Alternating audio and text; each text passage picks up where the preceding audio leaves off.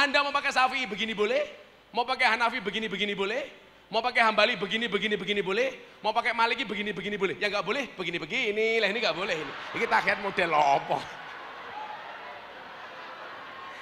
Tahiyat ini apa?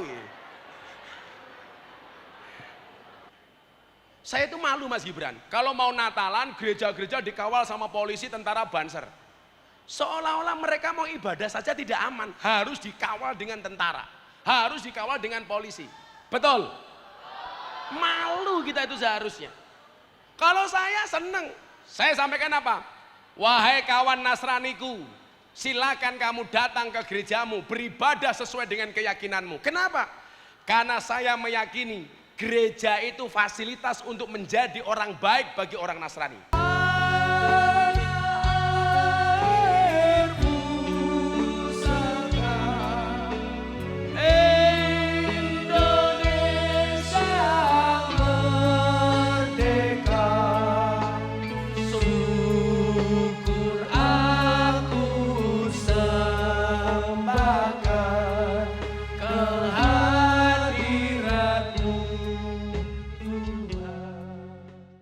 Assalamualaikum warahmatullahi wabarakatuh.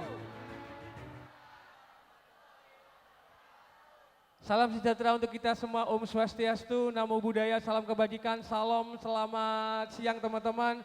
Selamat bertemu di orasi kebangsaan Gus Miftah. Saya akan menjelaskan sedikit mengenai orasi kebangsaan Gus Miftah. Ini adalah sebuah obrolan rasional, aktual dan juga spiritual dan inspiratif di semua kalangan yang akhirnya direalisasikan dalam bentuk acara. Orasi ini merupakan acara terbentuk dari gagasan beliau Gus Miftah, yang awal mula orasi ini Gus Miftah melihat kondisi di beberapa sekolah dan tempat nongkrong.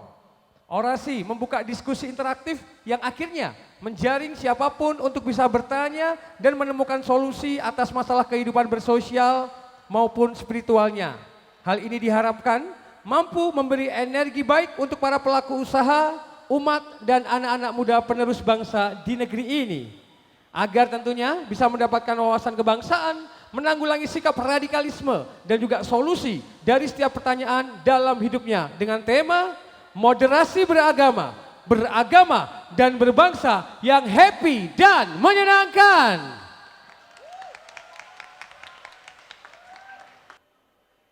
Baik teman-teman semua, kawan-kawan pelajar dan juga mahasiswa yang hadir di orasi kebangsaan Gus Miftah. Bersama-sama kita akan mengikuti orasi Gus Miftah. Di mana kali ini dengan tema moderasi beragama, beragama dan berbangsa yang happy dan menyenangkan. Untuk itu langsung aja kita sambut, ini dia Kiai Haji Miftah Maulana Habibur Rahman. 37% mahasiswa dan pelajar terpapar paham radikalis. Ini perintah presiden, kajian Gus Miftah harus dibesarkan. Bahaya Wahabi terhadap persatuan di Indonesia. Assalamualaikum warahmatullahi wabarakatuh.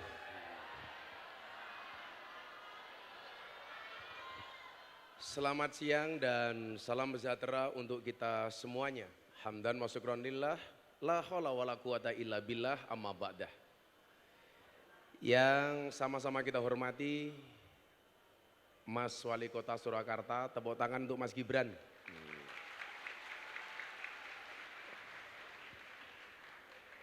Adik-adik sekalian, siswa dan siswi di lingkungan Surakarta yang saya banggakan.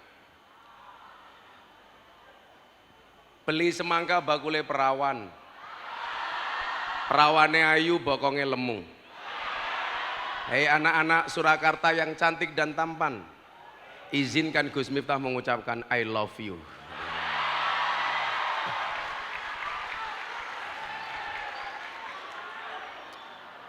Beli gorengan dapatnya ramen. Ada Mas Gibran calon wakil presiden. Ya. Bahaya.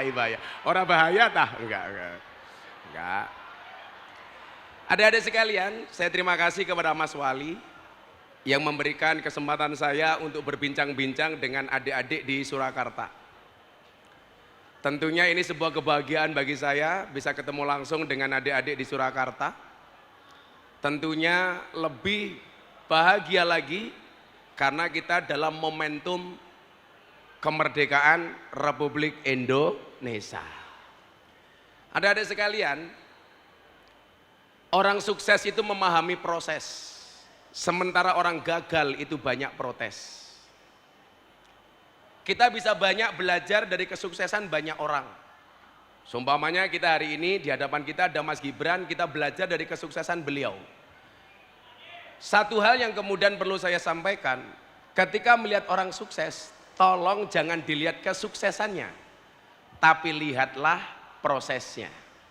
Karena orang sukses itu melalui banyak proses, bukan melalui banyak protes. Itulah alasan kenapa keringat itu asin. Kenapa? Karena dalam perjuangan gak ada yang manis. Nah, untuk mendapatkan kesuksesan itu dibutuhkan optimisme, keyakinan, percaya diri. Jangan sampai pelajar ini menjadi pelajar yang underestimate. Kalau bahasanya anak-anak Gen Z itu apa? Insecure terhadap kemampuan yang dimiliki. Saya meyakini di balik segala kekurangan pasti ada kelebihan, betul? Dan di setiap kelebihan pasti ada kembalian. Jujul, susuk.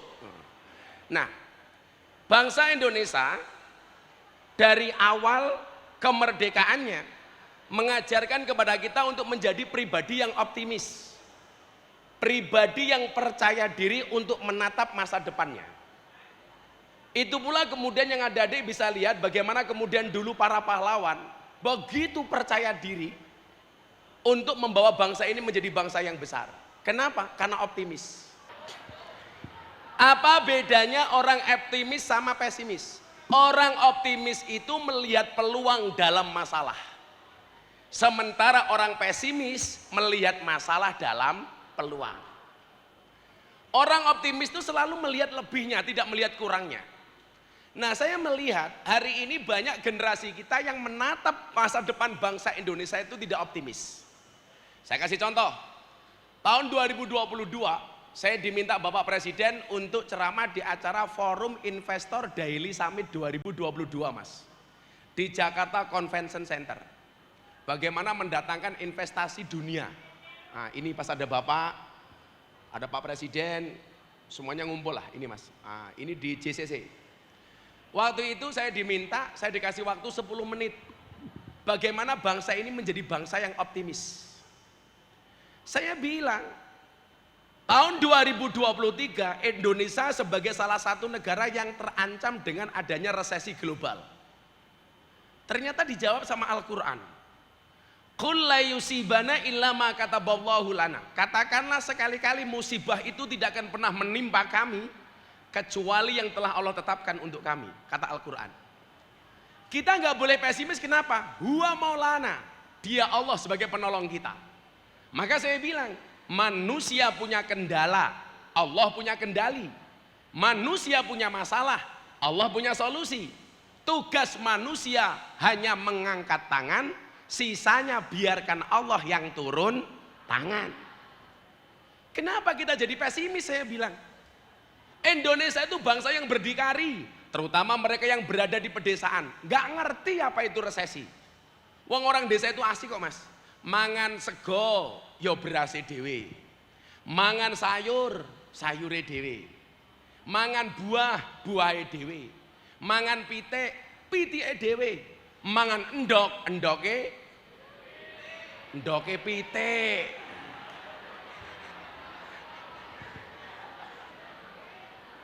Dipangan endok murah bahaya tah.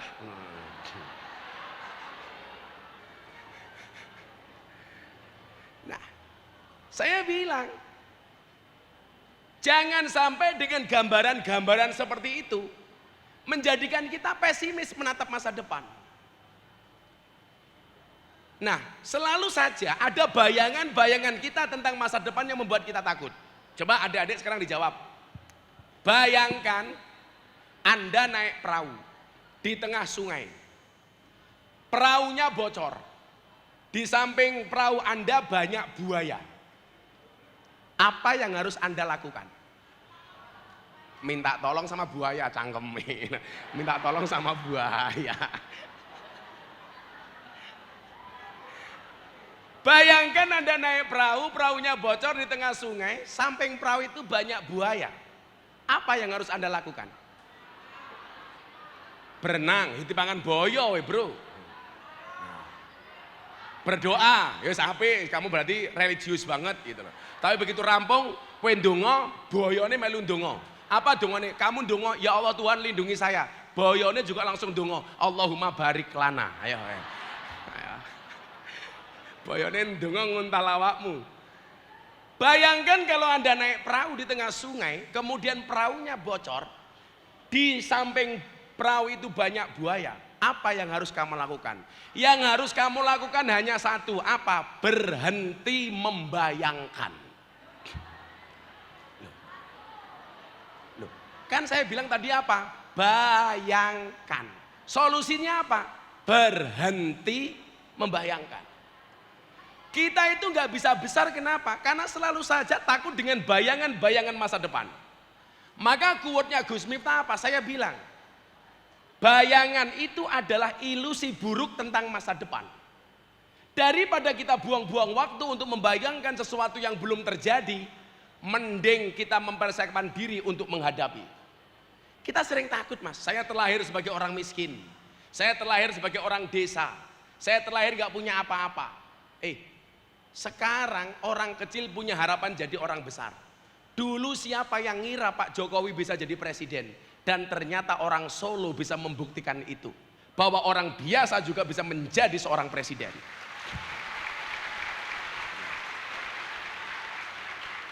Nah, artinya apa? Kalau Pak Jokowi bisa, kita juga bisa, betul? Loh, kita sama Pak Jokowi sama, Pak Jokowi makannya nasi, Bapak makannya nasi toh mas? Nasi. Minumnya juga air toh mas? Air. Orang kok Pak Jokowi ini makannya kemudian sop martel lu ya ora kok itu loh. Beliau bisa jadi orang besar padahal juga berangkat dari strata yang sama dengan kita. Pertanyaannya kok bisa? Iya, karena punya optimisme. Nah, kita hari ini hadir di era medsos. Nah, kalau dulu zaman saya viral pertama kali itu jadi orang viral masih susah. Kalau sekarang apa-apa viral. Ngomong sak kecape viral itu loh. Begitu sulit. Lupakan silit viral. Coba. Apa tuh saya kira viral ini itu? Apa viral. Dulu zaman saya susah mas. Saya itu dulu viral pertama kali itu tahun 2018 pas saya ngaji di klub malam. Di lokalisasi. Kowe ndelok apa? Oh, ono toh. Oh. Tolong Mas Gibran jangan lihat mas, jangan lihat mas. Ini 2000, malah ndelok Mas Gibran. Apik iki mas. Ini tahun 2018 di klub malam di Bali. Ini mbak-mbak saya ajak solawatan. Nah, saya ajak solawatan, saya ajak pengajian. Oh, caci lagi matane. Ini di Bali mas. Begitu saya pulang langsung viral, trending di mana-mana. Ini viral saya pertama kali. Kalau waktu itu berita kok masuk Lambe Turah, dijamin tuh turah, dijamin tuh viral. Karena waktu itu Lambe Turah betul-betul mencari berita yang bagus. Kalau sekarang saya pikir beda lah gitu. Viral. Delala mas, 2019 saya viral lagi. Apa waktu itu? Masuk Islamnya Deddy Corbuzier di pondok pesantren mas. Datang ke pondok saya. Lah ini momentum mas Deddy Corbuzier datang ke pondok 2019 mualaf.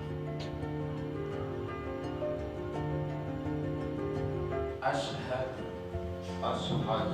an la ilaha illallah wa asyhadu anna Muhammadan Rasulullah. Saya bersaksi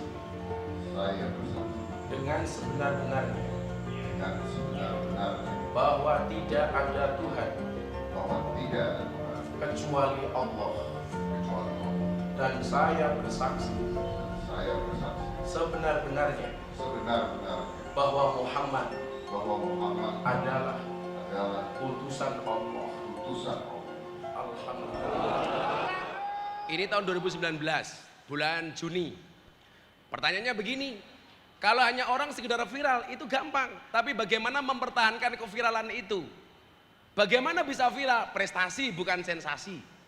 Kalau cuma sekedar sensasi, ada pepatah Arab mengatakan begini, bul ala zamzam fatu'rof, kencingilah sumur Zamzam maka kamu akan menjadi terkenal. Artinya apa?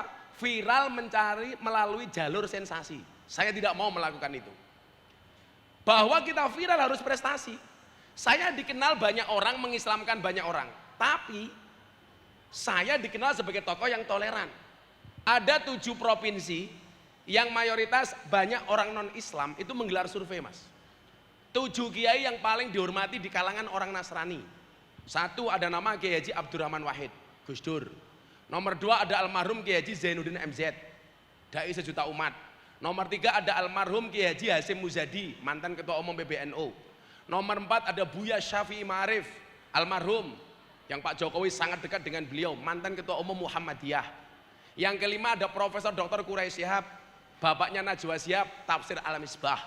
Yang keenam ada Profesor Dr. Said Agil Sirot, mantan ketua umum PBNU. Yang nomor 7 saya paling muda, Miftah Maulana Habibur Rahman. Pertanyaannya kok bisa? Ya karena saya toleran. Anda pengen tahu bukti toleran saya apa? Kita lihat video tahun 2021 yang saya dihakimi oleh orang-orang keras, bahkan saya dibilang kafir ketika saya ceramah di gereja Jakarta Utara Penjaringan. Ya, coba lihat videonya. Saat Nah, aku ini Mas, menggenggam saya tahun tasbih 2021 ini Mas. dan kamu menggenggam salibmu. Di saat aku beribadah ke Istiqlal, namun engkau ke katedral. Di saat bioku tertulis Allah Subhanahu wa taala dan biomu tertulis Yesus Kristus. Di saat aku mengucap assalamualaikum dan kamu mengucap salam. Di saat aku mengeja Al-Qur'an dan kamu mengeja Alkitabmu. Kita berbeda saat memanggil nama Tuhan. Tentang aku yang menengadakan tangan dan kau yang melipatkan tangan saat berdoa. Aku, kamu, kita. Bukan Istiqlal dan katedral yang ditakdirkan berdiri berhadapan dengan perbedaan namun tetap harmonis.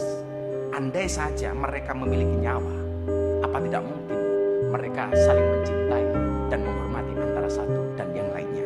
Terima kasih. Salam. Assalamualaikum warahmatullahi wabarakatuh. Ini 2021 Mas. Sehari berikutnya diposting sama sahabat saya Deddy Corbuzier itu dalam sehari ditonton 7 juta kali. Dikomentari 100.000 kali lebih. Semuanya mencaci maki saya. Miftah kafir. Saya marah, enggak. Miftah kafir. Saya jawab, "Ora masalah, sahadat meneh."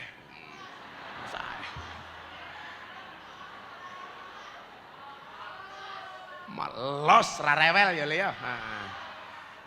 Alasan mengkafirkan saya apa Mas Gibran? Karena saya dianggap masuk tempat ibadah agama orang lain.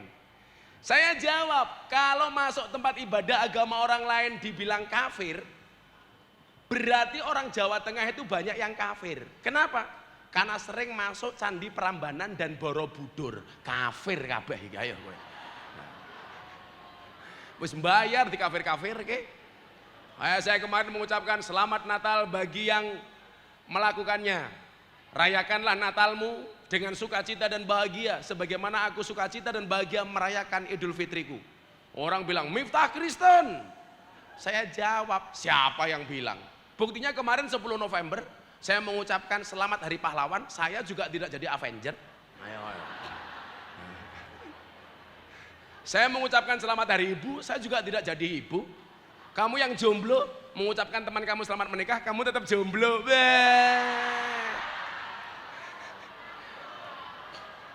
Cuaks. Kamu yang jomblo santai saja Mas. Akan datang satu saat kamu akan dipertemukan dengan orang yang tepat, yang kedatangannya untuk menetap bukan karena nafsu sesaat. Wah.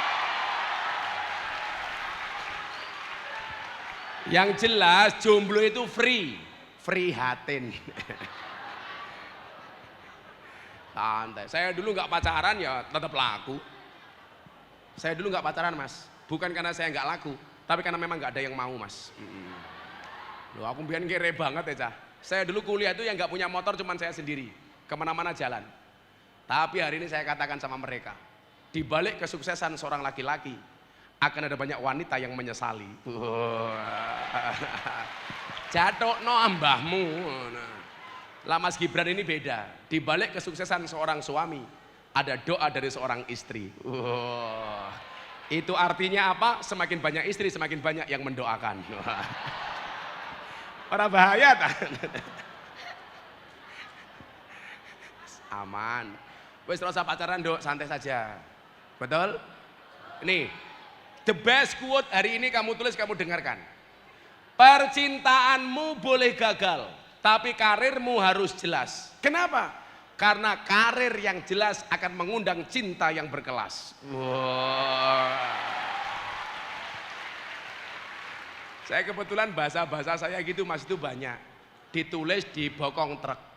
Makanya saya kemarin dapat penghargaan sebagai selebritis yang paling banyak wajahnya dilukis di bokong truk mas. Ada 350 truk lah, model-model kayak gini mas ini. Nah ini banyak kayak gini. Nah, nanti ada yang paling menjijikkan. Mobil tangki sedot WC kurang ajar kok itu. Isan. Ada mobil tangki sedot WC gambar saya. Quote-nya apa? Silitmu adalah rezekiku. Ya Allah.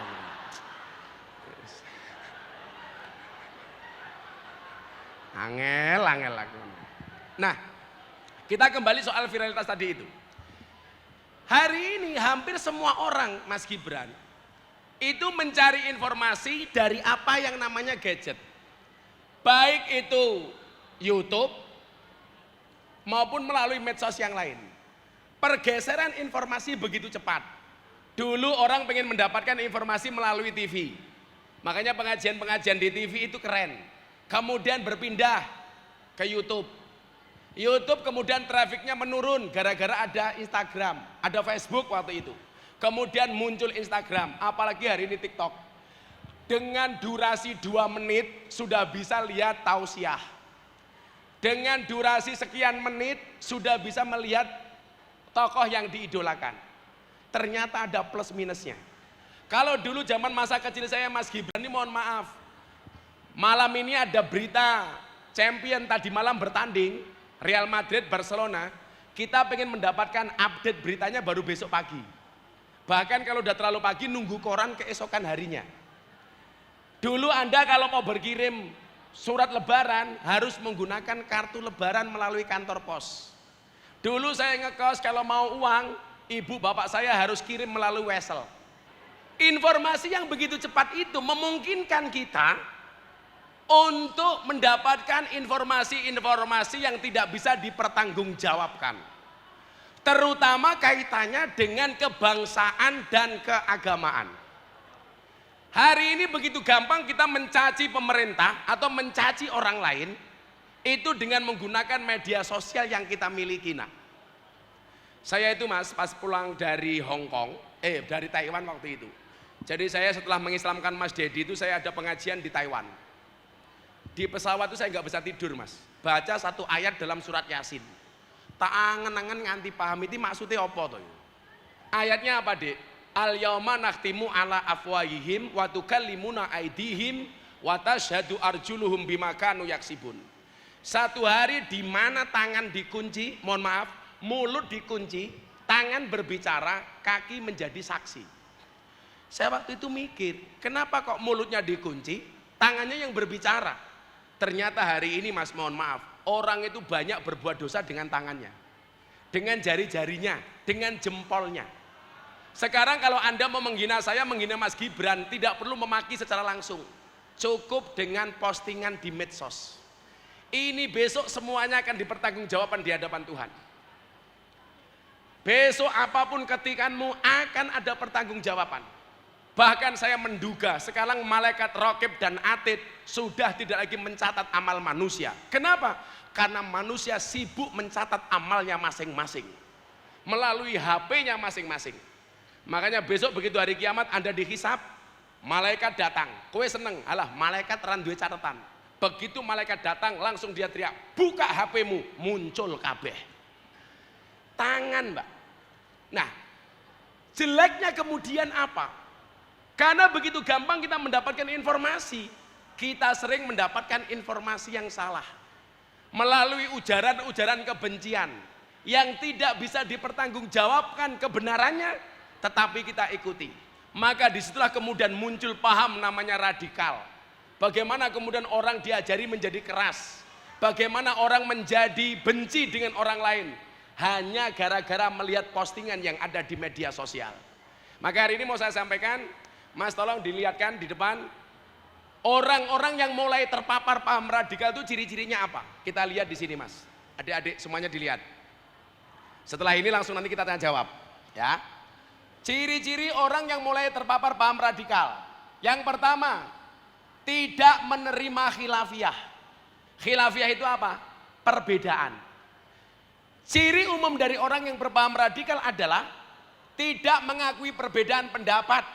Mereka hanya mengambil satu pendapat dan menyalahkan orang lain.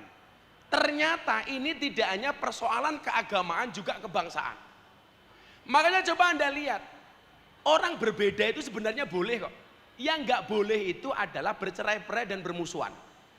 Contoh dalam berbangsa, Anda itu berbeda dengan Pak Jokowi sebagai presiden itu boleh, sah. Tapi persoalannya di Indonesia itu satu, orang itu kalau sudah seneng, seburuk apapun tidak akan mengubah pandangan cintanya.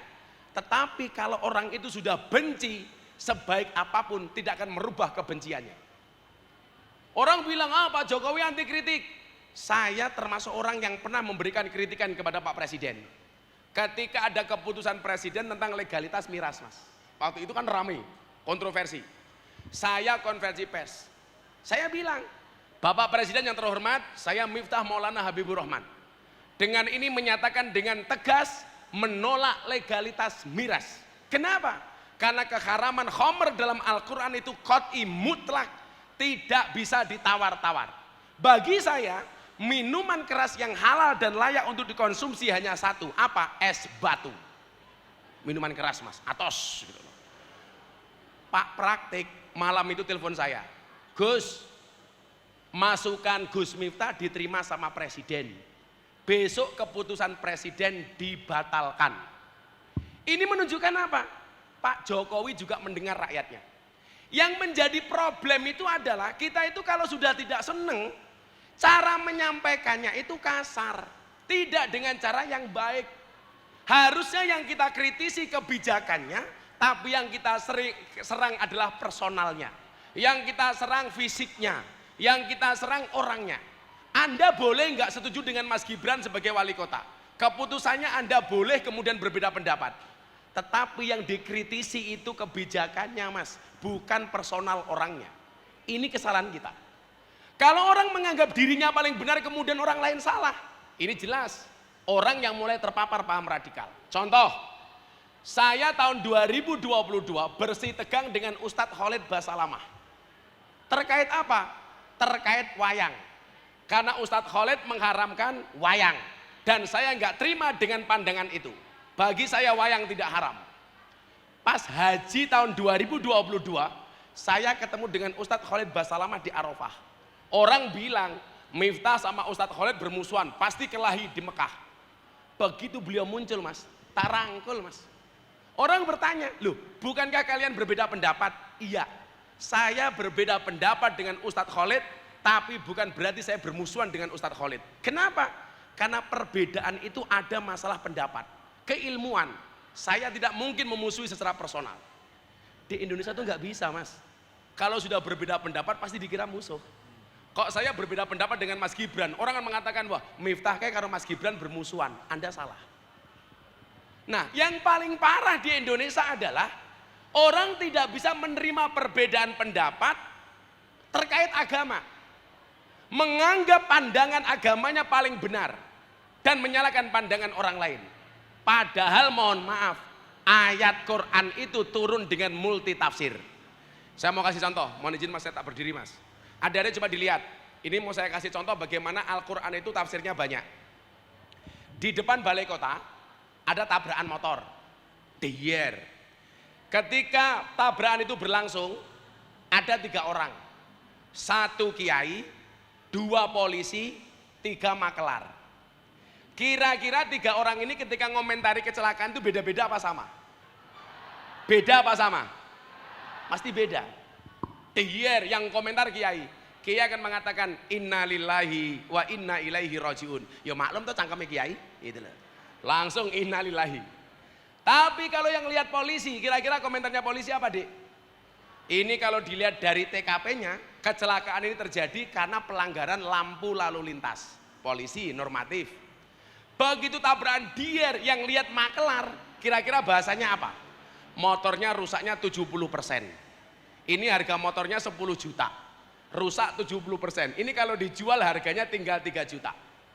Kasusnya sama, dari kacamata berbeda akan melahirkan tafsir yang berbeda. Agama juga sama. Makanya orang itu kalau melihat Kanjeng Nabi dawuh begini, sholatlah kamu sebagaimana aku sholat. Ternyata mohon maaf, walaupun sumbernya sama Kanjeng Nabi, cara salatnya beda-beda. Contoh orang takbiratul ihram. Sunahnya kan begini. Karena sunnah bentuk takbir beda-beda. Ono sing gua ya Allahu Akbar. Coba kalau kamu besok ke Mekah ke Madinah, di Masjid Nabawi itu orang sholat bentuknya macam-macam. Ada yang takbirnya Allahu Akbar. Ada yang angkat tangan tinggi Allahu Akbar. Ono sing koyong pencak silat. Allahu Akbar. Ada lagi yang model kayak nyegat bis kota. Allahu Akbar. Padahal sumbernya satu. Contoh lagi umpamanya, orang sedekap. Orang sedekap dalam sholat itu hukumnya apa? Sunnah apa wajib? Orang sedekap dalam sholat hukumnya sunnah apa wajib? Sunnah. Gak wajib. Makanya Allahu Akbar boleh. Tapi ya rasa mau tambahi siap gerak, ya aja sunnah. Karena ini sunnah, bentuknya macam-macam. Kalau sunnahnya di bawah dada, di atas pusat. Tangan kanan menggenggam tangan kiri. Allahu Akbar. Karena sunnah bentuknya macam-macam. Ono sholat subuh kademen. Allahu Akbar. Kademen bro, katisen. Poso wetenge lara mbak-mbake. Allahu Akbar. Oh iya ana. Nyekeli weteng. Sing dhuwur banget ya ono. Allahu Akbar. Ketok era entuk BLT iki, mesake. Ana meneh sing isor banget. Allahu Akbar. Flu burung.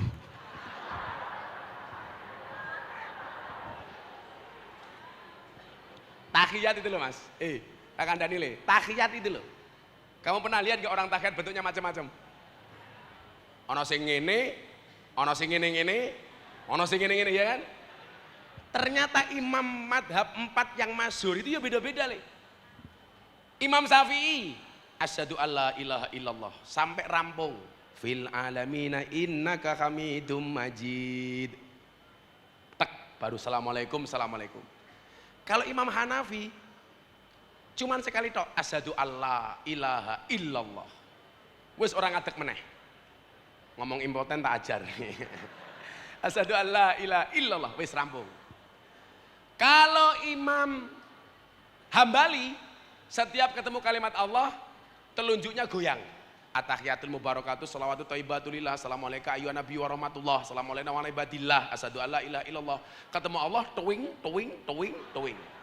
Itu Imam Hambali.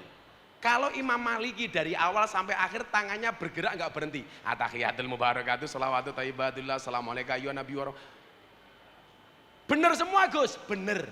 Kalau Gus Miftah pakai mana? Saya pakai Syafi'i, asyhadu alla ilaha illallah sampai rampung. Anda mau pakai Syafi'i begini boleh? Mau pakai Hanafi begini boleh? Mau pakai Hambali begini boleh? Mau pakai Maliki begini boleh? Ya enggak boleh begini. Lah ini enggak boleh ini. Ini tahiyat model apa? Tahiyat apa iki?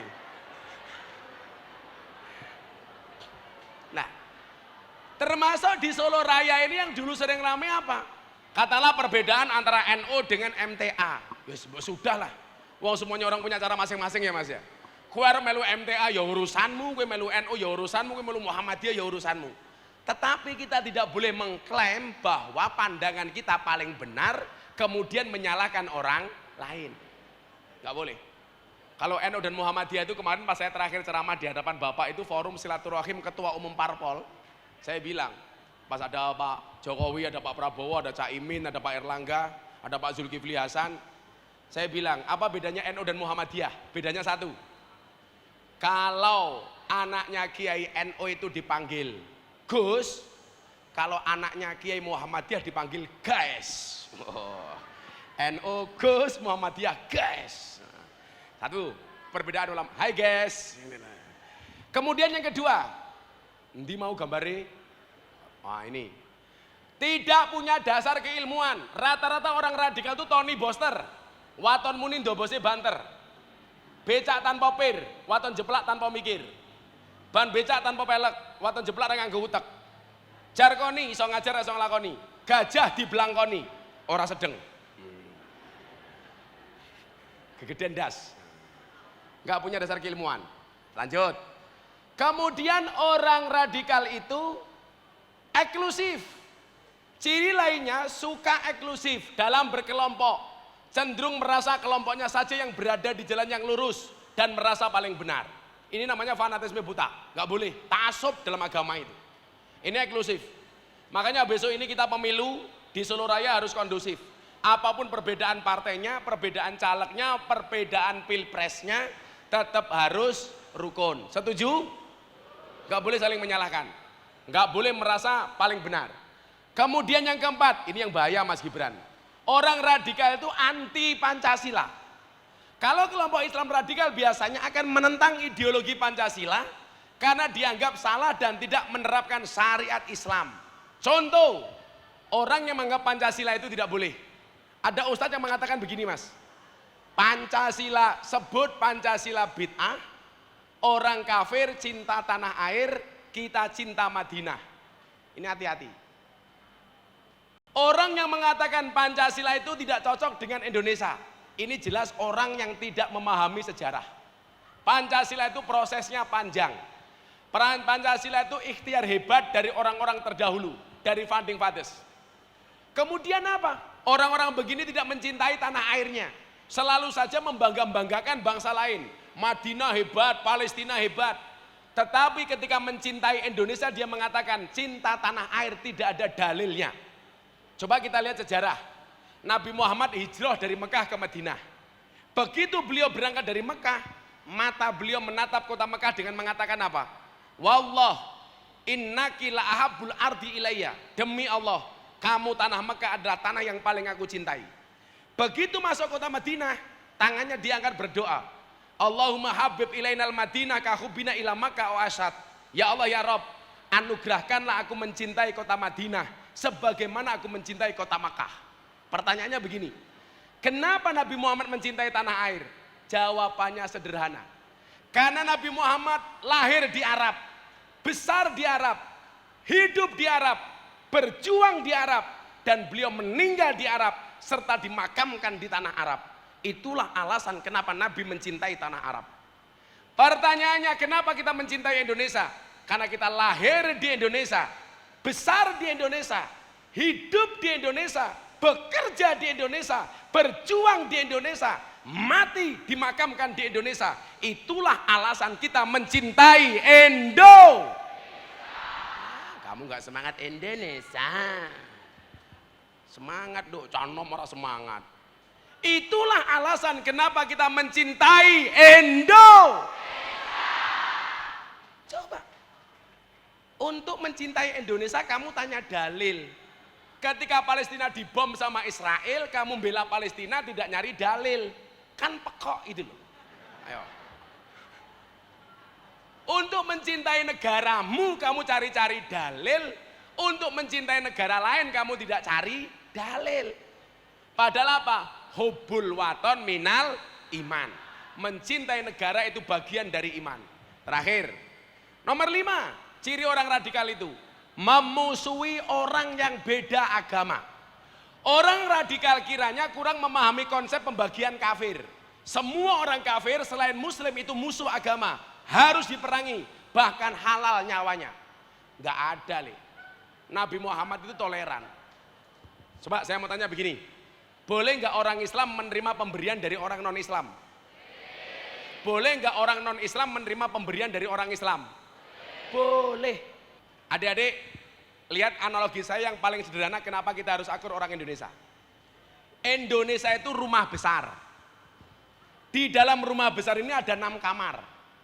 Islam, kamar Islam, Kristen, ada nggak ya teman-teman kita Kristen yang hadir hari ini? Keren. Ada kamar Katolik, ada teman-teman kita Katolik yang hadir hari ini? Good. Ada kamar Hindu, ada kawan-kawan kita Hindu? Satu. Ada kamar Buddha, ada kawan Buddha? Tidak. Ada Konghucu, ada nggak yang Konghucu? Nah, kalau yang di depan ini jelas Darmo Gandul atau Gandul Mbah Darmo. Saya meyakini Indonesia itu akan baik-baik saja kalau orang Indonesia itu kembali ke kamarnya masing-masing. Nggak usah ngurusi kamarnya orang lain. Setuju? Orang Islam ya kembali ke kamar Islam, ngapain ngurusi gereja? Orang Katolik ya kembali ke kamar Katolik. Makanya saya jadi ingat Mas Gibran yang negur pembangunan gereja atau apa itu Mas, yang kemarin ramai itu. Yang izinnya nggak usah terlalu belibet itu loh Mas. Gereja ya, itu benar. Kadang-kadang kita itu arogan ya. Contoh begini, kemarin di Bogor ada orang berdoa di rumahnya sendiri dalam rangka Natal, didatangi, dipersekusi. Alasannya apa? Tidak mendapat izin. Saya mikir, sejak kapan orang berdoa sama Tuhannya harus mendapatkan izin? Loh, tapi itu bukan gereja Gus. Lah wong omahe dhewe, ndonga dhewe, sing muni yo cangkeme dhewe. Berdoa dengan Tuhane dhewe. Kok harus dapat izin itu dari mana? Saya itu malu Mas Gibran, kalau mau Natalan gereja-gereja dikawal sama polisi, tentara, banser. Seolah-olah mereka mau ibadah saja tidak aman, harus dikawal dengan tentara, harus dikawal dengan polisi. Betul? Malu kita itu seharusnya. Kalau saya seneng, saya sampaikan apa? Wahai kawan Nasraniku, silakan kamu datang ke gerejamu, beribadah sesuai dengan keyakinanmu. Kenapa? Karena saya meyakini gereja itu fasilitas untuk menjadi orang baik bagi orang Nasrani. Saya bilang sama orang Islam, silakan kamu datang ke masjid, silakan kamu sholat berdasarkan keyakinanmu sebagai orang Islam. Kenapa? Karena masjid itu fasilitas untuk menjadi orang Islam yang baik. Kalau orang Islamnya baik, orang Kristennya aman. Kalau orang Kristennya baik, orang Islamnya aman. Kalau orang Kristennya baik, Islamnya baik, Katoliknya baik, Hindu, Konghucu, Budanya baik, maka Indonesia aman. Maka saya bilang, beda agama itu bukan musuh, tapi partner dalam kebaikan. Kan begitu pemahamannya. Kok kita lihat orang berbeda agama kok itu musuh kayak. Kan rupanya kayak Yesus kayak. Apaan?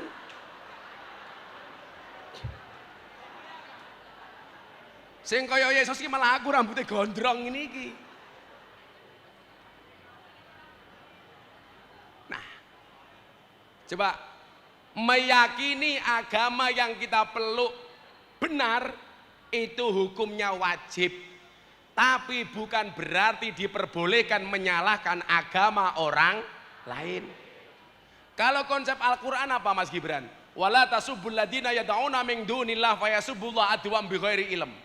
Janganlah sekali-kali kamu menghina sesembahan orang lain, maka orang lain punya potensi menghina sesembahanmu melampaui batas dan tanpa ilmu. Artinya apa? Nabi pernah mengatakan begini, jangan pernah ada seorang anak yang menghina bapaknya orang lain. Oh mohon maaf, jangan pernah ada seorang anak yang menghina bapaknya sendiri. Apa? Ditanya, Nabi, emangnya ada anak yang menghina bapaknya sendiri? Oh ada, siapa? Seorang anak yang menghina bapaknya orang lain, maka anaknya orang lain berpotensi menghina bapaknya sendiri. Kalau kamu pengen bapakmu tidak dihina, ya jangan menghina bapaknya orang lain. Kalau kamu pengen agamamu tidak dihina, jangan pernah menghina agamanya orang lain. Orang radikal menganggap agamanya paling benar dan menyalahkan semua agama orang lain. Pola-pola seperti itu tidak sesuai dengan ideologi Pancasila. Ya. Cowok 2, cewek 2. Ah, Mbak, satu. Sini. Tunggu. Woi, sabar, woi. Alon-alon Pak Sopir, pelan-pelan Pak Sopir, sini. 2, ambil hop, tahan dulu. Cewek. Yang non. Mbak, kamu Mbak. Nah, sini 1. Nah, sekedap.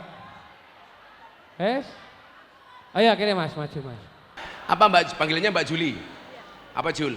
Pertanyaannya. Iya. Pertanyaannya apa tuh? Kamu tanya saya apa Mas Gibran? Tanya jenengan. Oh, nanti tanya Mas Gibran juga boleh. Halang guyune hehehe. Kemayu Jul. Juli bisa pengen kuliah di mana? Belum tahu. Oh, belum tahu. Madesu, masa depan suram. Apa Jul? Pertanyaannya, apa tujuan dan kenapa pertama kali Gus Miftah terpikirkan untuk membuat talk show orasi kebangsaan ini? Oke, kenapa gitu ya? Ini awalnya pandemi, Cah.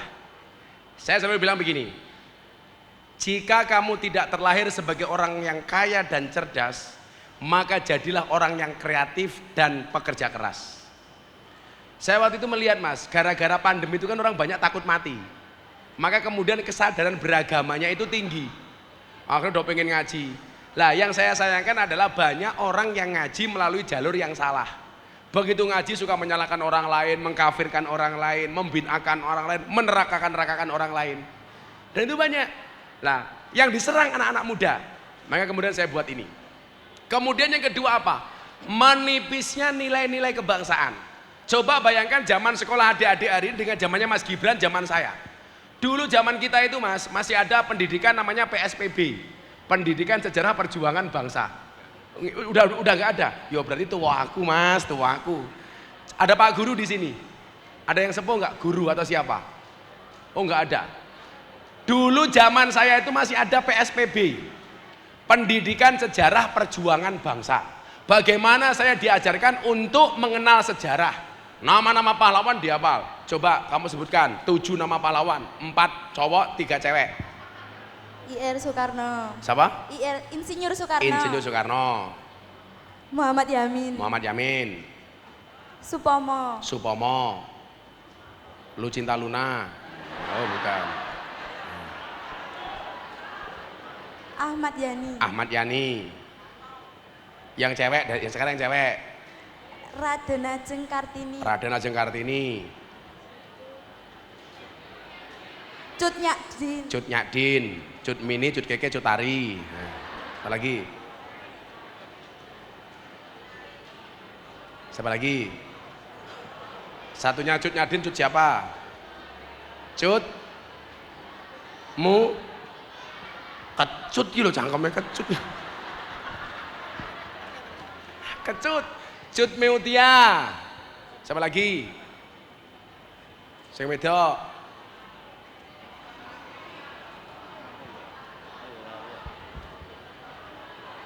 Nah, orang ngerti Mas. Ya udah tak tanya. Kamu tadi bilang Raden Ajeng Kartini. Kamu tahu nggak siapa nama asli Raden Ajeng Kartini? Nah, orang ngerti. Kalau saya tahu nama aslinya adalah Harum. Putri Indonesia harum nama.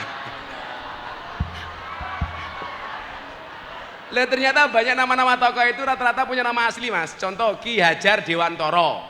Itu nama aslinya adalah Suwardi Suryo Ningrat. Kemudian Diponegoro itu nama aslinya Ontowiryo. Nama komplitnya siapa? Kiai Haji Bendoro Raden Mas Abdul Hamid Ontowiryo Mustahar Heru Cokro Senopati Ingalogo Sayyidin Panotogomo Amirul Mukminin Khalifatullah Tanah Jawa Pahlawan Gua Selarong Pangeran Diponegoro. Kok amin gitu, kok yang dongo. Amin. Orang ngerti Nduk, kenapa? Karena memang nggak ada pendidikan itu mas. Coba di sekolah-sekolah itu. Dulu zaman saya kecil diwajibkan untuk bahkan apal dengan nama menteri. Sekarang mana ada anak-anak apal dengan nama menteri? Coba Menteri Keuangan. Nah, orang ngerti mas, orang ngerti. Menteri Keuangan nggak tahu. Menteri Pertahanan. Orang ngerti mas, itu loh. Wali Kota Solo. Mas Pak Gibran. Sampai rangkane tak gua awakmu ning mburi. Ini repot. Dulu kita disuruh menghafal mas lagu-lagu kebangsaan. Wow, hafal kabeh. Sekarang banyak yang nggak ngerti. Ngerti itu ya nemen ngomong. Miring ngopo jengking sanyamanmu wae. Wah iya jalan. Kalau dulu kita hafal lagu syukur umpamanya. Kamu tahu nggak lagu syukur? Dari yakin ku teguh hati ikhlasku penuh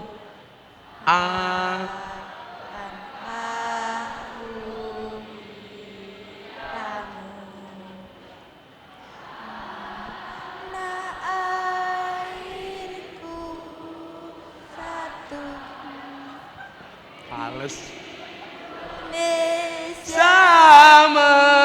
Merdeka, syukur aku sembahkan kehadiratmu Tuhan. Wih cah, piano iso ora origine kuwi.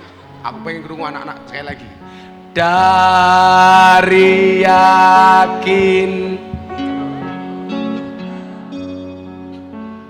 hati ikhlasku penuh akan karuniamu tanah air pusaka Indonesia merdeka. Syukur aku sembahkan kehadiratmu Tuhan. Sekali lagi mas, semuanya tangan diangkat untuk kemerdekaan Indonesia. Dari yakinku teguh hati ikhlasku penuh akan karuniamu tanah air pusaka Indonesia merdeka. Syukur aku sembahkan kehadiratmu Tuhan. Saya dulu wajib guru saya, kamu harus apa? Sekarang nggak tahu. Ngertinya ya nemen, ngertinya ya cumani, ngororo gelot, gara-gara Deni rabi, ini kita kan. Ya, soalnya nggak ngerti mas itu loh. Iya nggak? Coba lagu-lagu kebangsaan yang kamu hafal lagu apa aja? Indonesia Raya. Indonesia Raya. Halo Bandung. Halo Bandung. Oh ya anak waton. Kemri cangkeme santri NU kayak gitu. Halo waton. Jos gitu. Kamu itu nggak usah bengok ya halo waton. Aku tahu kamu NU, wajahmu kayak besek kok. NU sih. Jadi alasannya itu dok. Karena semakin menipisnya nilai-nilai kebangsaan. Maka waktu itu begitu saya berjalan setahun, saya ketemu sama Pak Jokowi, beliau bilang, Gus, dibesarkan dong supaya anak-anak ngerti mencintai bangsanya, mencintai tanah airnya. Alasannya begitu, Dok. Ya, udah lanjut, masih. Kamu masih bocah kuru banget ya Allah, ya Allah. Nama saya Sidik Dwi Ardianto dari Sigit. Sidik Oh, Sidik. dari SMK Warga Surakarta. SMK Wardah. Warga Oh, warga. Kelas berapa kamu, Dik? kelas 11. Kelas 11. Cita-citanya, Dik? Cita-citanya mau bekerja di industri. Oh, industri apa? Industri Percopetan. pertambangan. Oh, pertambangan. Berarti kuliahnya besok di geologi. Di? Geologi. Gak nentu.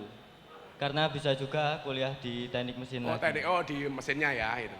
Teman saya kuliah di teknologi, di geologi pertambangan. Sekarang pekerjaannya adalah nguras WC, nambang WC. Apa, Dik? Pertanyaannya, Dik? Saya mau mewakili teman saya ya. Biasanya itu Mewakili teman kamu ini sopo, sok-sokan. enggak, teman saya yang enggak ada di sini. Kadang itu kan Apik iki. Rupamu. Teman saya gak ada sini. Kowe takon dirimu atau temenmu? Kowe takon untuk dirimu apa temenmu? saya yang tanya. Oh, tapi pertanyaan dari Ya pokoknya sebut saja namanya maksudnya, Bunga ngono ya. Ya, Iya, cangkem. kan Ya. gini loh Gus. Ngene lho Gus saya. Piye, Cuk? Ayo, Cuk. Kan katanya tadi mengolok-olok orang tua itu nggak boleh. Oh. Jadi gimana kalau teman kita itu mengolok orang tua kita terus dianggap guyon itu gimana?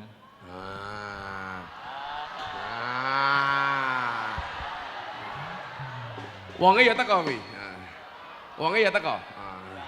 Ya melu guyu. Kadang kayaknya kalau nonton guyu. Oh, lah nonton guyu. Kamu tahu sidik itu artinya apa, Le? Jujur. Oh, jujur. Lah rupamu ki antara jujur apa mesake aku ora paham. Tapi insya Allah besok kowe wong sukses, Le, amin.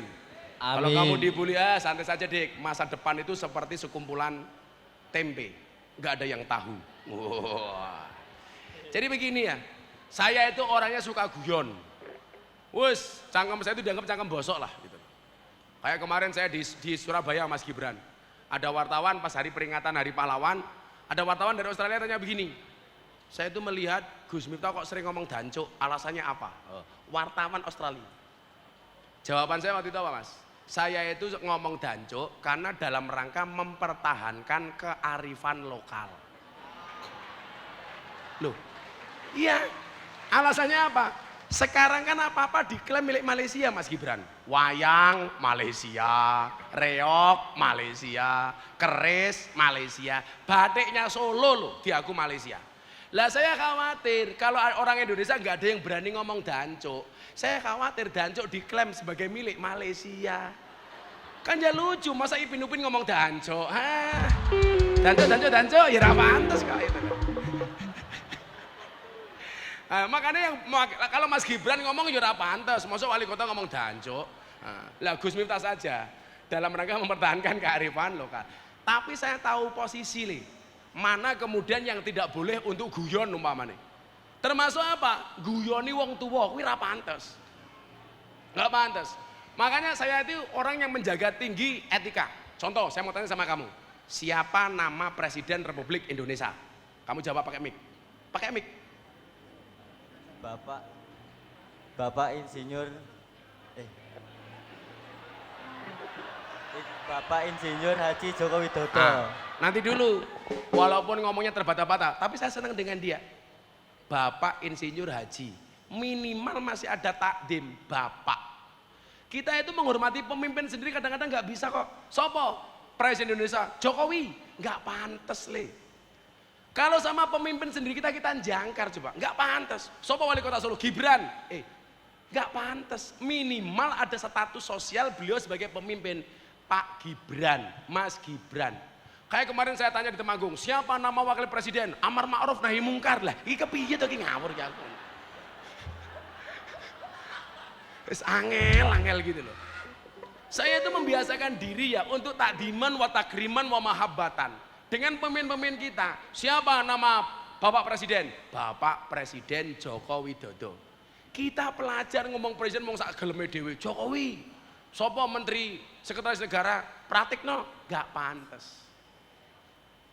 Lah, bapak kita disebut namanya saja mesti awake dhewe ra kepenak kok nesu kok. Umpamane. Pak Sidik bapakmu jenenge sapa? Bapak saya namanya Ibnuri. Hah? Ibnuri. Ibnuri.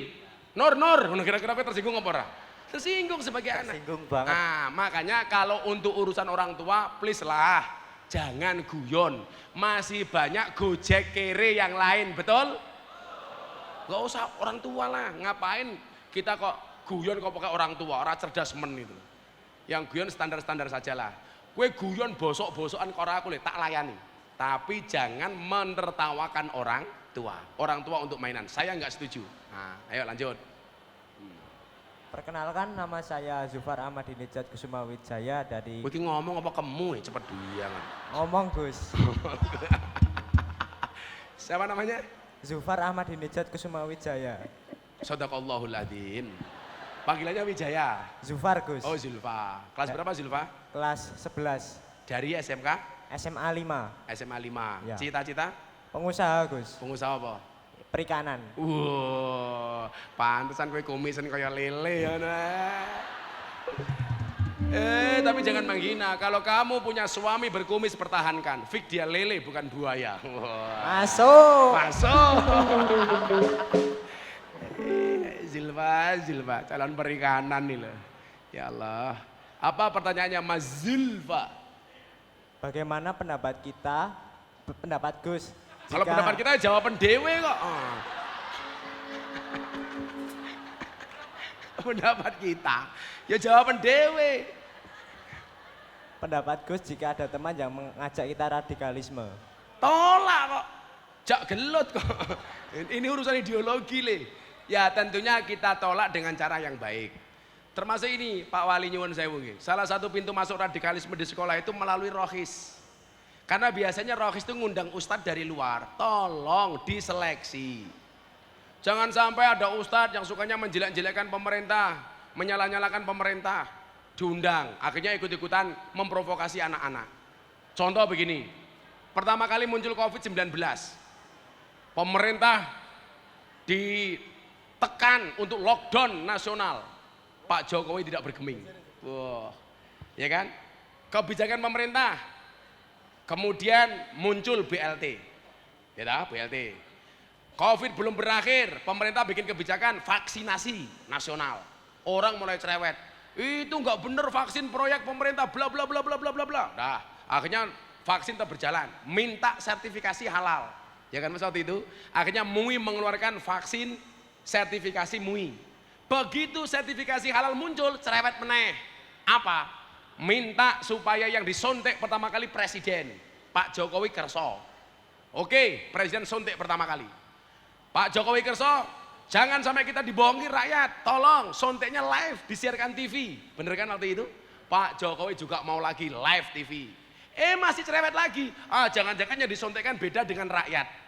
Aku batin, opo-opo mau goleki salahe, kabeh wong mau salahke. Tapi begitu ngantri BLT ngarep dhewe. Ayo, wonge ya teko iki. Ya melu guyu gitu loh. Apa-apa salah tapi lah ono dum-duman ngantri dhisik dhewe. Ini ya mohon maaf.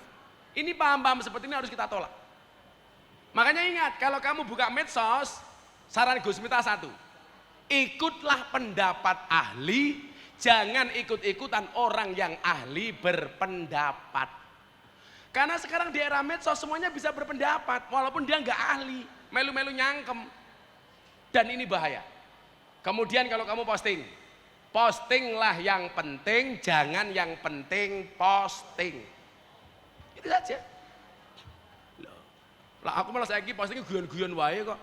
Kayak kemarin saya terakhir posting apa Mas? Yang Ramadan kemarin kan saya ngimami Pak Jokowi sholat duhur sama ceramah. Saya bilang hari itu 5 menit Indonesia yang mimpin saya, bukan Pak Jokowi. Kok iso Gus? Wong aku dadi imam sholatnya Pak Jokowi.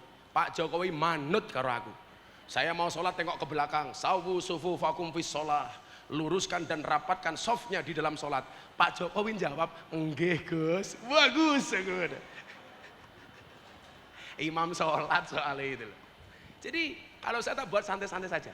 Jangan posting yang bau-baunya keras, yang kira-kira justru menimbulkan hate speech, yang kemudian justru memperkeruh suasana.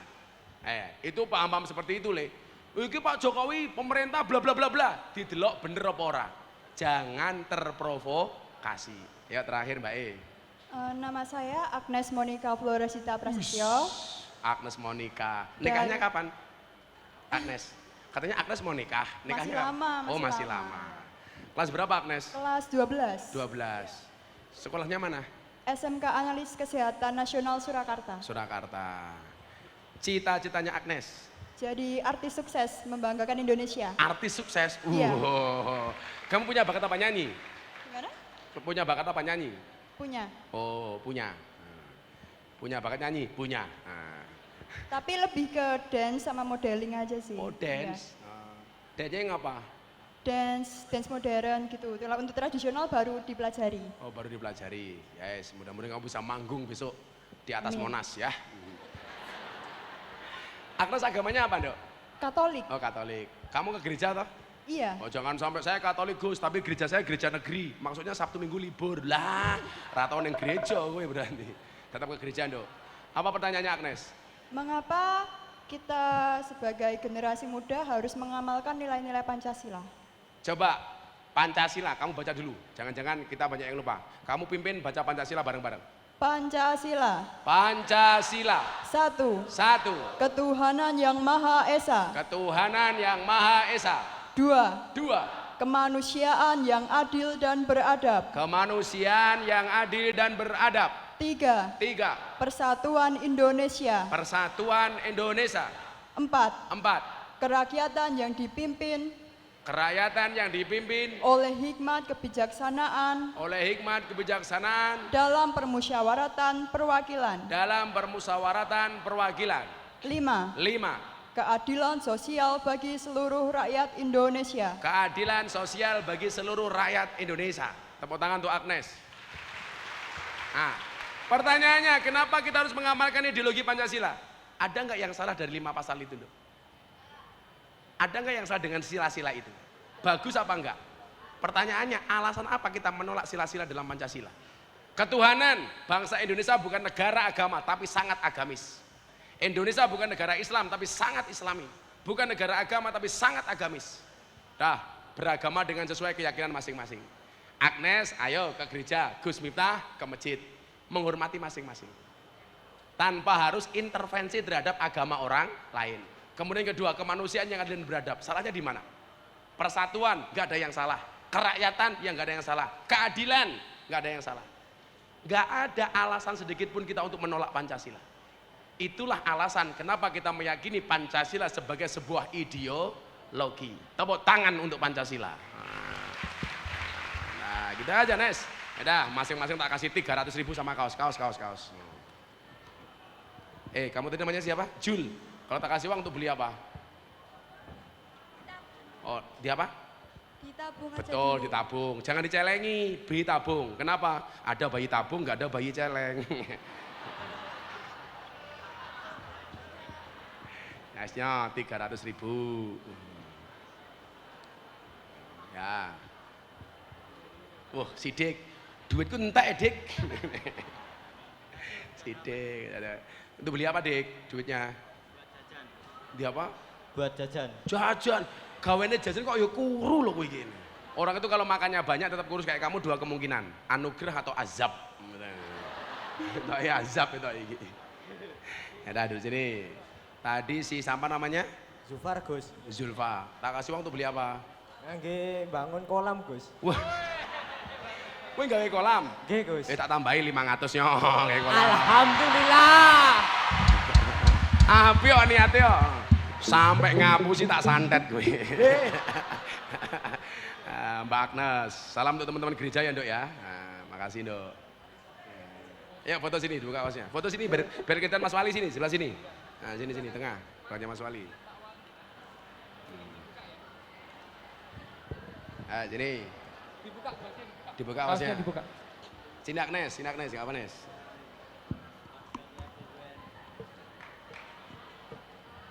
Tuh, foto tuh.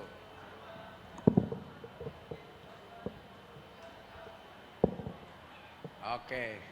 Ayo Mas Ali, dua lagi yuk. Dua lagi monggo. Terakhir. Terima kasih.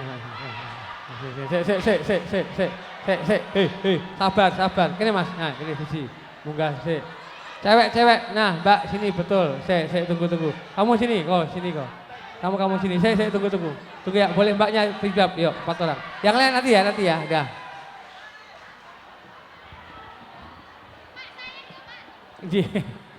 Sabar. Geser lagi. Ini. Keren nih. Ini dulu sini. Jadi Dut. Namamu siapa Dut? Irfan Amir Ramadan. Irfan rame-rame. Irfan Amir Ramadan. Irfan Lambe Ramadan. Amir. Oh, Amir. Irfan dari mana, Van? Dari SMK 3. SMK 3. Ya. Wow. Sik. Kok panggungnya miring nganan ya? Oh, anak kowe to, Pak. Ngapunten. Kamu kelas berapa, Van? Kelas 3. Kelas 3 apa? 3 SMK. Oh, SMK. Pengen jadi apa besok, Irfan? Besok rencana Ganjil itu panggung. cita-cita saya ada 2, Gus. Apa? Pertama jadi anggota DPR. Wah. Kenapa pengen jadi anggota DPR? Ya mau jadi legislator. Oh, emangnya tugas legislator itu apa saja? Merancang undang-undang, terus menganggarkan anggaran, Terus? pengawasan proyek-proyek. Pengawasan proyek-proyek. Kebetulan saya juga ikut kegiatan yang ada di DPRD Kota Surakarta menjadi legislator muda. Oh. 1 minggu menjadi DPR. Tugas DPR itu budgeting, merancang controlling. undang-undang. Ya, controlling. Kowe ora usah ngomong era juga ngomong controlling bahaya. Nggih, Gus. Pengen jadi anggota DPR keren. Cita-cita kedua pengen jadi vokalis band metal, Gus. Wah. Oh iya, kalau saya band metal loh ya. Pasukan babi neraka. Pasukan Babi neraka. babi neraka. Tapi pengennya masuk surga. Ya, yes. Moga-moga masuk surga secepatnya ya. Boten, Gus, boten. Pengen masuk surga. Berat badan kamu berapa, Van? Aku terakhir nimbang 92. 92. Saya dulu pernah 108 kilo. Aku so seksi. Karena saya jarang makan nasi. Kamu jangan besar-besar perutnya. Karena ada penelitian di rumah sakit, lak wong lanang wetenge gede biasanya manuke cilik. Boten, Gus. Ora percaya, sepil. Ayo. Gus, ampun, Gus, ampun, Gus. Bahaya lek iki. Paling lato-latone kisut. Boten, Gus, boten. Ora bahaya tah? Boten. Apa, Van? Pertanyaannya, Van. Lah kamu dua itu pengen jadi vokalis sama DPR lebih cenderung yang mana? Saya lebih cenderung ke DPR sih, Gus. Oh, DPR. Yo, sing dadi DPR sing apik. Siap, Gus. Masa ono DPR sing karena aku Mas Gibran. Gara-gara yang istighosa kebangsaan tahun kemarin pas Abah Ma'ruf ceramah itu kan mengatakan begini Pak Wapres. Barang siapa akhir hidupnya membaca la ilaha illallah dia masuk surga. Lah, negara di dunia yang paling banyak penduduknya masuk surga adalah Indonesia. Kenapa? Karena Indonesia itu penduduknya mayoritas Islam di dunia. Lah, ono anggota DPR tanya, kalau DPR korupsi itu masuk surga apa enggak, Gus? Saya jawab, ya tetap masuk surga. Begitu DPR korupsi masuk surga, kiai-kiai protes. Malaikat, itu DPR korupsi kok masuk surga, itu bagaimana? Malaikat jawab, Pak Kiai sabar, DPR korupsi itu masuk surga hanya kunjungan kerja. Flung yang balik meneh. Ngono ki DPR ki nesu arahku kok piye? Goblok aku. Apa pertanyaannya Pak DPR? Gus, tadi kan ada materi tentang toleransi, Gus. Nah, bagaimana kita menyikapi toleran apa yang harus kita ambil ketika ada kaum-kaum LGBT? Sekarang kan marak banget ya teman-teman, apalagi di SMK saya banyak banget yang letoy. Ngapunten, Gus, ngapunten. Niki boten diskriminasi, tapi ini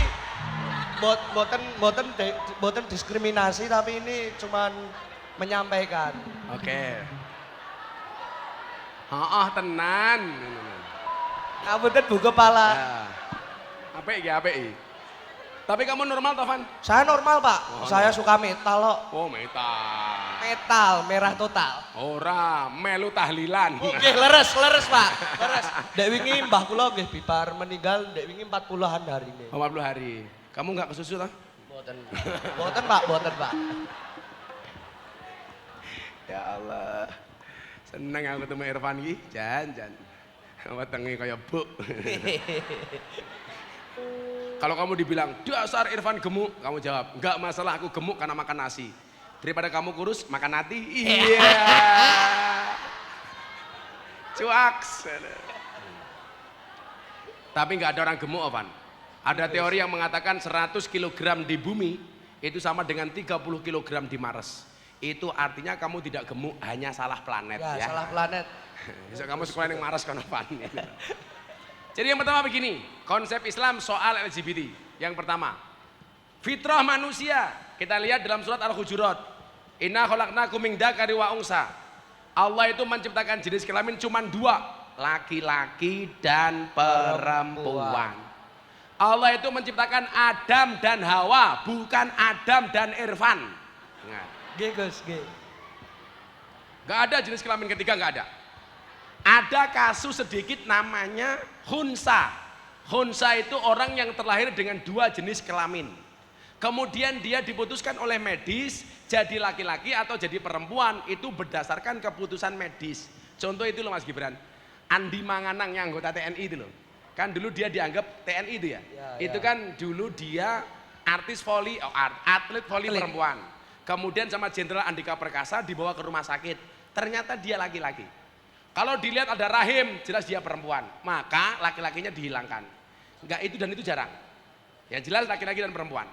Makanya ketika Dorce Gamalama itu meninggal, saya viral gara-gara apa? Saya dimintai pendapat, Gus, bagaimana pendapat Gus Miftah terhadap wasiat Dorce yang pengen dimakamkan secara perempuan? Saya bilang nggak bisa. Kenapa? An-nasu yamutuna ala ma'asu. Manusia itu dimatikan sebagaimana kebiasaan dia hidup. Kalau dia laki-laki, ya dikuburkan secara laki-laki. Kalau dia perempuan, dikuburkan secara perempuan. Lah Dorce itu laki-laki. Nama aslinya Dedi Yuliardi Ashadi. Makanya saya nggak setuju. Emangnya beda Gus, penguburan laki-laki dan perempuan? Oh beda. Contoh, kain kafan. Lebih tebal kain kafan laki-laki apa perempuan? Perempuan. Perempuan. Makanya Irfan harus paham, perempuan itu sudah mati saja masih boros. Buktinya apa? Kain kafannya luwih kandel tinimbang wong lanang. Apa mana sing urip tak kandhani? Boros. Gus. 2, cara mendoakan. Lah wong lanang mati, Allahumma fir lahu. Wong wedok mati, Allahumma fir laha. Lah lanang hu wedok ha, banci hu ha. Gak ada. Maka fitrah. Lah kemudian kita lihat surat Ar-Rum 21. Wa min ayati an khalaqalakum min anfusikum azwajan. Dari jenismu sendiri. Ya manusia nikah dengan manusia. Makanya kemarin ada kayak kikir Mas Gibran, gara-gara ada pernikahan anjing dengan menggunakan adat Jawa. Kita sebagai orang Jawa tersinggung, wong adate wong kok dinggo asu. Tapi di satu sisi itu sindiran, asuwe rabi, masa Irfan ora. Iya. Urung wayahe. Nah, bagaimana kemudian kalau laki-laki dengan laki-laki itu menyalahi fitrah. Makanya Nabi Muhammad mengatakan begini, la'anallah man amila amala qaumil Lut, sampai 3 kali. Allah melaknat orang yang melakukan perbuatan umatnya Nabi Lut. Kalau seperti itu mohon maaf, kalau ada orang berperilaku LGBT, saya nggak bisa komentar. Tetapi kalau ada upaya, ikhtiar, usaha mengkampanyekan LGBT, pasti saya lawan. Tapi kalau ada orang yang perilakunya LGBT, saya bisa komentar apa, itu hak asasi dia. Tapi kalau ada upaya ngajak orang lain, mengkampanyekannya, mensosialisasikannya, bahkan woro-woro di mana-mana, itu saya lawan. Masih ingat nggak podcastnya Mas Deddy Corbuzier sama bintang tamu aktivis LGBT dari Jerman, Ragil. Kontroversi. Yang datang memberikan nasihat kepada Mas Deddy siapa? Saya. Tak minta untuk di take down. Karena itu udah ada upaya. Kalau ada orang berperilaku pribadi, yaitu dosamu pribadi. Tapi kalau ngajak-ngajak, pasti saya lawan. Dengan orang yang ngajak kamu untuk LGBT itu nggak ada toleran, harus kamu lawan. Siap Gus. Nah, kalau dia berperilaku LGBT ya itu urusan dia. Kalau mau dinasihati ya dinasihati, kalau enggak ya urusan dia. Aku toleran, ya wis, lak nganti toleran. Kowe dikeloni karo LGBT piye? Boten purun kula Gus, kula tekak niku. Kula tekak piye lho. Kowe lak lanang karo lanang piye kaya anggar to. Nggih pedang-pedangan. Pedang-pedang. Enggak ada toleransi, oke? Ayo Mbak E. Sekedar Gus, kalau nyuwun pesan-pesan di anak-anak muda kan Lah aku ki kat awan pesanku wis akeh, Cok. tahun depan kan tahun politik Gus, Ah. agar anak-anak muda ini tidak gampang diarahkan isu-isu politik. Wis penting belajar sing bener. Atau lah duwe hak suara ya nyoblos sing bener, menggunakan hak suaranya. Gus Miftah nyoblos siapa? Nyoblos istri saya. Rampung. Lah ya nyoblos apa meneh? Wong aku duwe bojo kok. Penting nggak usah terprovokasi, beda pilihan boleh, beda partai boleh, beda calon presiden boleh. Tapi ingat, pemilu 5 tahun kita bersaudara seumur hidup. Jangan sampai persaudaraan seumur hidup hanya terganggu peristiwa 5 tahun sekali. Bersaudara selamanya. Nah, walaupun beda pilihan. Itu, ayo Mbak E. Siapa namanya, Dok? Saya Angela Florencia. Angel. Angel dari mana, Angel? Dari SKPNK, Pelita Nusantara Kasih, Surakarta. Kelas berapa, Dok? Kelas 12. Kelas 12. Cita-citanya Angel? Cita-cita rencana mau jadi psikolog, kalau enggak jadi lawyer, Oh, pengacara. psikolog. Iya. Nanti pasien pertama kamu Irfan ya. Nah.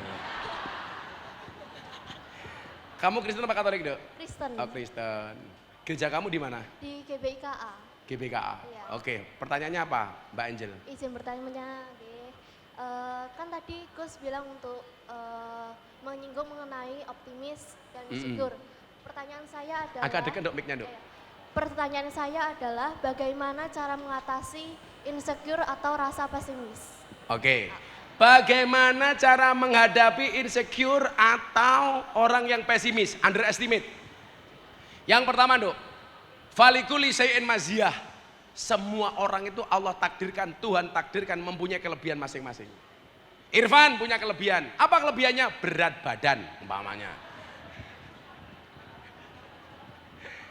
Enggak mungkin Tuhan melahirkan umatnya, hambanya, tanpa dibekali kelebihan apapun. Bahkan orang yang tidak bisa melihat pun diberikan kelebihan dalam fungsi yang lain. Contoh Putri Aryani, mengguncang dunia dengan suaranya, walaupun dia punya keterbatasan di penglihatannya. Ini menunjukkan bahwa kebesaran Tuhan itu nyata, Dok. Maka orang-orang yang kemudian tidak percaya diri dengan kemampuannya, berarti dia meragukan siapa Tuhannya. Enggak mungkin Tuhan itu zalim kepada hambanya, betul enggak? Ah, makanya kamu pede saja bahwa kita semuanya punya kemampuan masing-masing. Ingat, Dok, kita hidup dengan rezeki yang sudah Allah atur, yang sudah Tuhan atur. Kita punya rezeki masing-masing. Saya, Mas Gibran, Mas Irfan. Mohon maaf, Van, kita berada di atas panggung yang sama, tapi dengan amplop yang berbeda. Leres Gus. Lah, artinya apa? Nggak ada yang kemudian membuat kita menjadi insecure. Wong Tuhan kasih kok. Tuhan kasih kemampuan kita kok. Saya tuh nangis, Mas. Dulu saya didatangi sama 40 orang tunanetra. Datang bareng-bareng ke pondok saya. Mereka mengatakan apa? Paguyuban tunanetra pecinta Gus Miftah. Datang ke pondok. Saya bingung, mau ngapain ke sini, Bu? Kita ngefans sama Gus Miftah. Lah emangnya tahu dari mana? Kita tiap hari lihat YouTube. Loh, tunanetra kok lihat YouTube, Pak? Ternyata dia pendengar setia YouTube. Yang membuat saya ternyuh apa? Selesai acara mereka bilang apa? Gus, yuk foto bareng. Tunanetra ngajak foto bareng. Kan saya gagal paham. Bagaimana cara mereka menikmati fotonya? Ketika saya tanya, loh ini foto untuk apa? Kan Bapak Ibu juga gak bisa melihat fotonya. Minimal kami pernah foto bersama Gus Miftah walaupun kami tidak bisa melihat gambarnya. Optimismenya luar biasa, loh. Makanya kemudian apa? Saya selalu mengatakan, bersyukurlah walaupun dengan sandal jepit yang kamu miliki. Kenapa? Karena di luar sana masih banyak orang yang tidak punya kaki. Kalau mau tidak punya sandal, tak ajar Firmanin. Ini Dok ya, harus hilangkan insecure. Ayo Mbak E. Perkenalkan, nama saya Salika Putri Madania. Siapa? Salika Putri. Salika Putri Madania. Kamu tahu Salika itu artinya apa? Terus berjalan. Salik itu suluk jalan. Kelas berapa, Dok? Saya kelas 12 dari SMA Negeri 7 Surakarta. SMA 7. Fan-nya oke, fan-nya. Cita-citanya Salik, pengen jadi apa, Lik? Pengen jadi guru, Gus. Wow, guru, Fan. Kue anak metal, besok nikah dengan guru, top. Lu bener, kalau kamu nikah dengan guru, top. Masuk kamar, bojomu takon, Mas Irfan, masih ingat pelajaran kemarin? Iya, mana Fan? Jawaban Fan, lupa mama. Nah, bojomu mesti jawab, ayo Mas Irfan, ulangi lagi. Iya, yes. Kowe rabin duwe bojo kowat, duwe bojo tentara bahaya, mlebu kamar, siap gerak. Cuci kaki gerak, mana repot deh. Malah kon PBB dhisik kowe. Apa pertanyaannya Bu Guru? Bagaimana keterkaitan moderasi beragama dengan Indonesia ke depannya? Seberapa besar pengaruhnya? Dan bagaimana cara kita para pelajar ini bisa mengimplementasikannya di dalam kehidupan beragama, baik di lingkungan sekolah maupun di lingkungan masyarakat? Oke, pertanyaannya wabut iki. Dalil tentang moderasi dalam Al-Qur'an. Kamu muslim kan? Muslimah kan? Dalam Al-Baqarah, wa kadzalika ja'alnakum ummatan wasaton. Allah mengendaki kita itu umat yang tengah-tengah, Dok. Yang wasatiyah. Artinya wasatiyah itu apa? Tidak condong kanan, tidak condong kiri. Berarti kalau ngomong wasatiyah seperti ini ya, di tengah-tengah begini. Jangan ekstrim kanan, jangan ekstrim kiri. Lah, makanya kenapa kemudian Pak Jokowi itu beberapa kali bilang soal awas hindari politik identitas. Karena hari ini terlihat bagaimana kemudian menggunakan identitas agama untuk kepentingan politik. Lah makanya kemudian muncul hadis Nabi bunyinya khairul umuri awsatuha. Sebaik-baik perkara itu adalah yang tengah-tengahnya. Itu namanya moderat. Jadi moderat bagaimana kemudian kita berpandangan secara wasatiyah. Bahwa semua orang punya potensi benar, semua orang juga punya potensi salah. Itu orang moderat. Orang moderat tidak ada klaim kebenaran individu. Makanya kalau orang moderat itu begini, katakanlah kita berwarga negara yang baik. Pak Jokowi kebijakannya benar, ya kita dukung. Salah, ya ayo kita kritisi dengan cara yang baik. Kan begitu? Jangan sampai kemudian kalau memang kita sudah benci, sebenar apapun tetap kita benci. Jangan begitu. Apalagi kalau sampai salah gitu loh. Nah itu bukan pandangan yang moderat. Jadi pandangan yang wasatiyah. Wa kadzalika ja'alnakum ummatan wasaton. Ayo terakhir.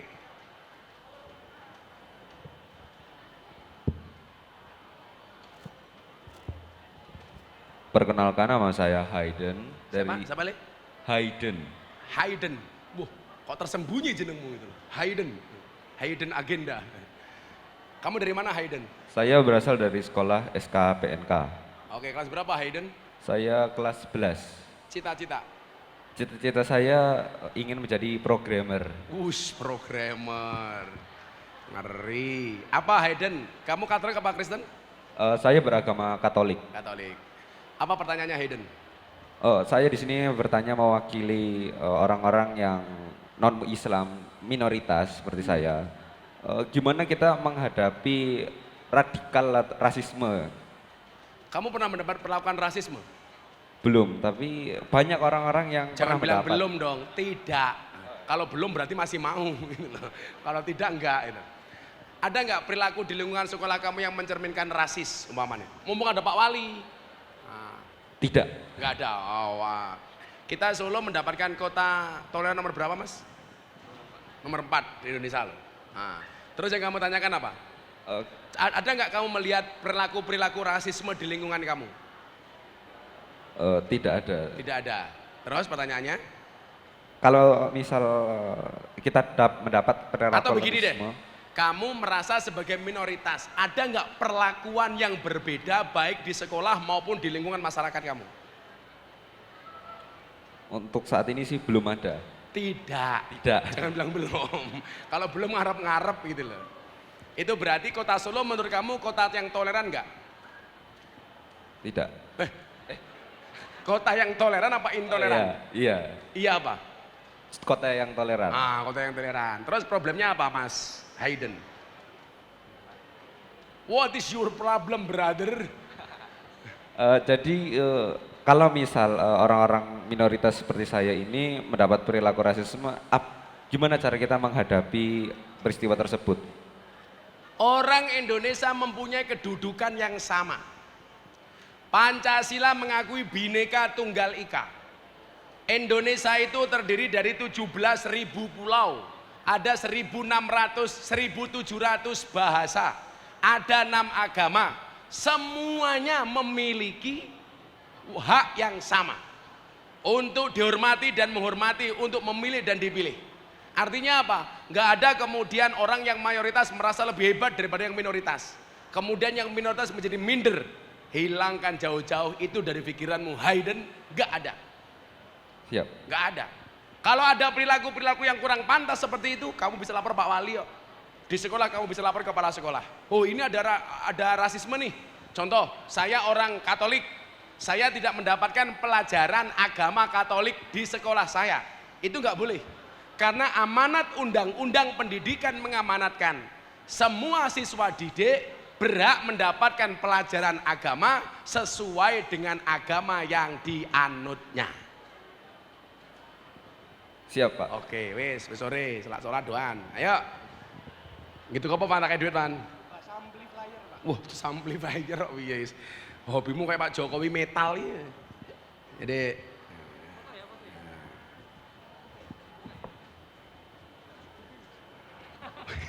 kurang ajar Irfan, kaosnya ra cukup.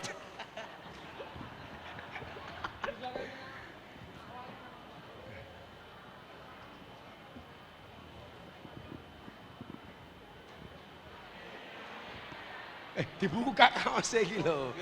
Ora sedeng ora apa-apa, nggih sempakan kan mending.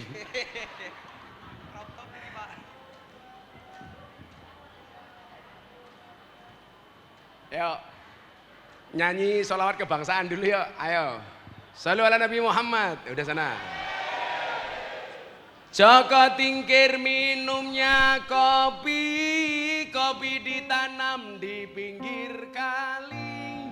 Ayo berpikir tentang negeri ini, kalau bukan kita siapa lagi? Kalau bukan kita siapa lagi? Salatullah, salamullah ala toha rasulillah.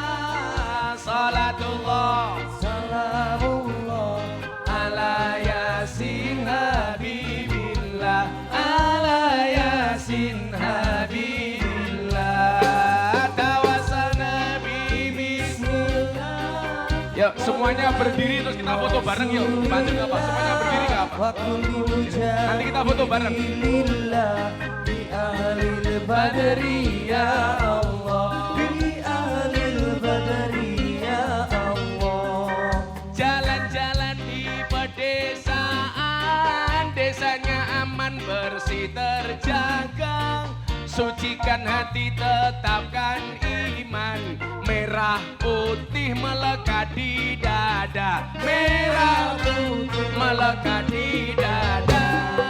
Salatullah, salamullah ala toha rasulillah. Salatullah, salamullah ala yasin habibillah. Ala yasin habibillah. Tawassalna bi bismillah wa bil hadi rasulillah wa kulli mujahidi lillah. Bi alil badri ya Allah. Bi alil badri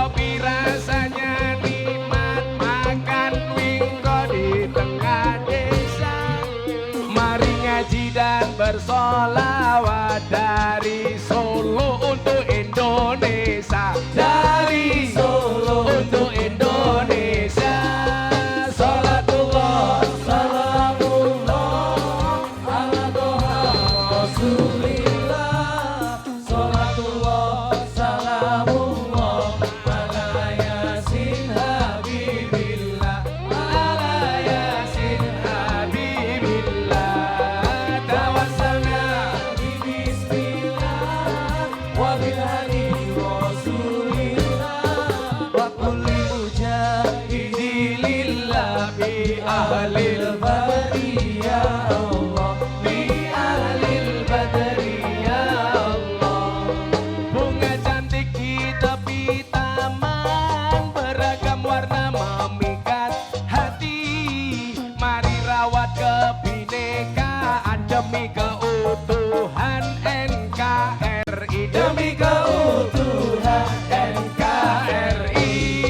Salatullah salamullah ala toha Rasulillah.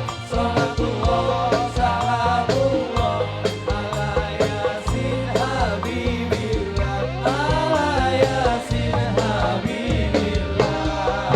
Tawassalna bi bismillah wa bil hadi Rasulillah wa kulli mujahidin lillah bi ahlil badri ya Allah, bi ahlil badri ya Allah. Buto ijo mangane bantal, rokok kretek sandinge kopi. Dadi jomblo rasa jual mahal, selak tuwek ora payu rapi. Salat tuwek ora payu rabi. Salatullah salamullah ala toha Rasulillah. Salatullah salamullah ala yasin habibillah, ala yasin habibillah. Tawassalna bi bismillah wa bil hadi Rasulillah wa kulli mujahidin lillah bi ahlil badri ya Allah, bi Syair ahlil terakhir. badri ya Allah. Tuku bawang kleru mrico wis kebacut, sayang mung dianggep Semarang kaline butek, sing disayang matane, sing disayang matane. Salatullah salamullah Ala toha Rasulillah. Salatullah salamullah ala yasin Habibillah, ala yasin habibillah. Tawassalna bi bismillah wa bil hadi Rasulillah wa kulli mujahidin lillah bi ahlil badri ya Allah, bi ahlil badri ya Allah. Sallu ala Nabi Muhammad. Yuk, kita foto bareng sama Mas Wali yuk.